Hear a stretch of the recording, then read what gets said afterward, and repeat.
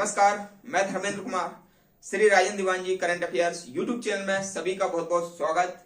बात करेंगे वर्दी वाला टेस्ट सीरीज क्रमांक 11। काफी यूनिक प्रश्न लिए गए हैं, देख लेते हैं। पहला प्रश्न है, वातावरण में किस प्रदूषण के कारण अम्ल वर्षा होती है? ठीक है, तो मैं आपको बता देता हूं। दो गैसें हैं, SO2 और NO2। ये वातावरण में अम्ल वर्षा के लिए जिम्मेदार हैं, क्योंकि जो SO2 है इसको कहते हैं सल्फर डाइऑक्साइड, और ये जल से क्रिया करेगा तो ये बना लेता है H2SO4 यानी कि सल्फ्यूरिक अम्ल, और जब ये जल से क्रिया करेगा तो ये बना लेगा HNO3। ठीक है, यानी कि नाइट्रिक अम्ल, नाइट्रिक अम्ल। ठीक है, और ये बनाएगा सल्फ्यूरिक अम्ल।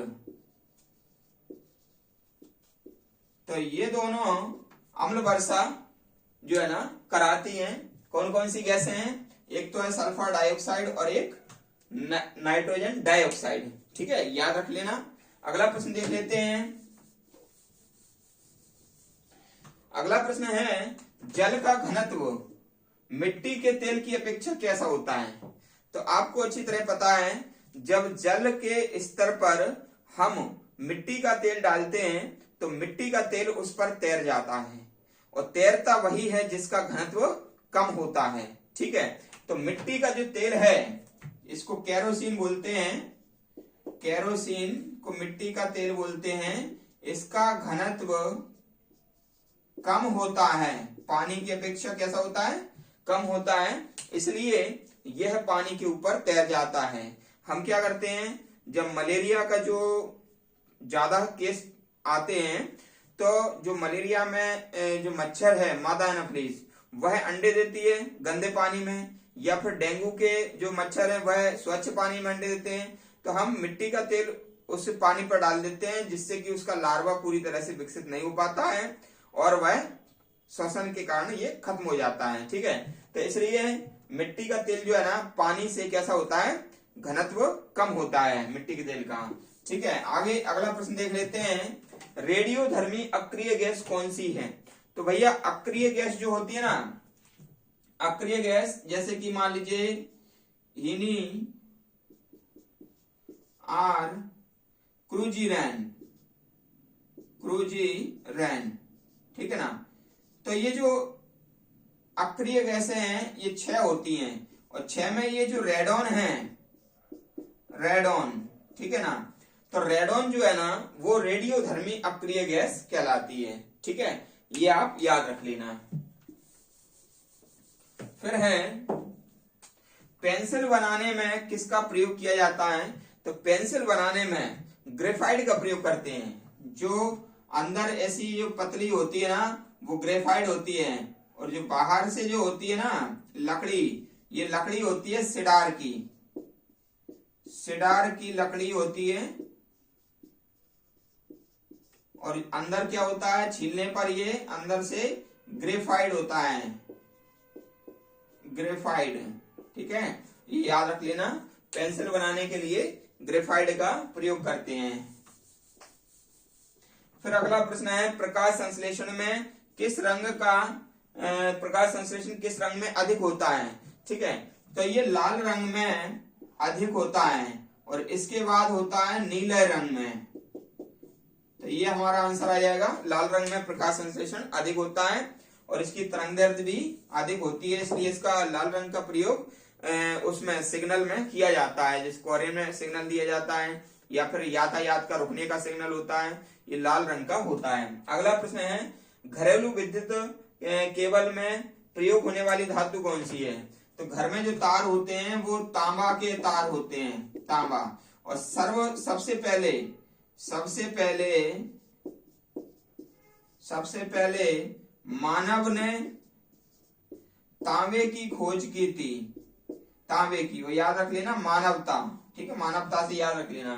लोहे की खोज नहीं हुई थी, सबसे पहले किसकी हुई थी? तांबे की खोज हुई थी। ठीक है, और घरेलू केबल में तांबे का प्रयोग किया जाता है। अगला प्रश्न है, समुद्र के पानी की अपेक्षा नदी का पानी का घनत्व कैसा होता है? तो जैसे अपन जानते ही है कि समुद्र में जो होता है, वो समुद्र में जो पानी होता है वो लवणीय होता है, लवणीय होता है। अब ये लवणीय जो पानी होगा तो इसका घनत्व कैसा होगा? ज्यादा होगा, घनत्व ज्यादा होगा। और जो नदी का पानी होगा उसमें घनत्व कैसा होगा? कम होगा। ठीक है, इसलिए समुद्र में तैरना आसान होता है नदी की अपेक्षा। और नदी में से कोई जहाज यदि समुद्र में जाएगा तो वह ऊपर की ओर उठ जाता है। ये प्रश्न कई बार एसएससी में पूछा गया है, क्योंकि उसका घनत्व ज्यादा होता है तो आसानी से वो उसमें तैरा जा सकता है और नाव ऊपर की ओर उठ जाएगी या जहाज ऊपर की ओर उठ जाएगा। ठीक है, अगला प्रश्न देख लेते हैं। अंडा, घी, शहद आदि गुणता की गारंटी कौन देता है? तो एग मार्क होता है एक। ठीक है, एग मार्क, ये अंडा, घी, शहद डब्बा पैक होता है तो उसमें मान लीजिए उसकी गुणवत्ता की गारंटी देता है एग मार्क। अगला प्रश्न देख लेते हैं। ताजमहल को किस गैस से प्रभावित हो रहा है? ताजमहल, तो ताजमहल जो है ना SO2 गैस से प्रभावित हो रहा है, क्योंकि ये H2O के साथ क्रिया करके जो वर्षा में जो पानी बरसता है ना तो H2SO4 बना रहा है। और ये H2SO4 इसको कहते हैं सल्फ्यूरिक अम्ल। और ये संगमरमर का बना है CaCO3, है ना, संगमरमर।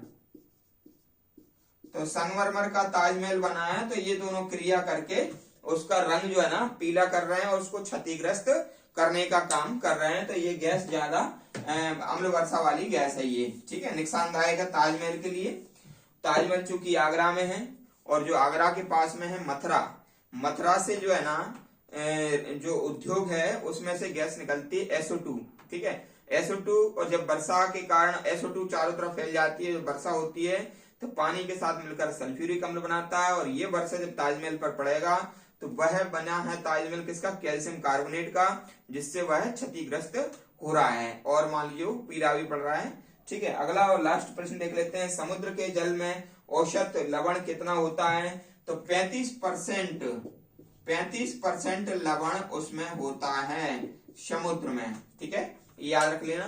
तो ये हमारी आज की टेस्ट सीरीज थी। कमेंट्स करके बताना कैसी लगी। और वीडियो रेगुलर आ रहे हैं, आप देखते रहिएगा। और अभी तीसरा वीडियो है ये श्री राजन दीवान जी करंट अफेयर्स यूट्यूब चैनल पर। काफी अच्छा रिस्पॉन्स आ रहा है।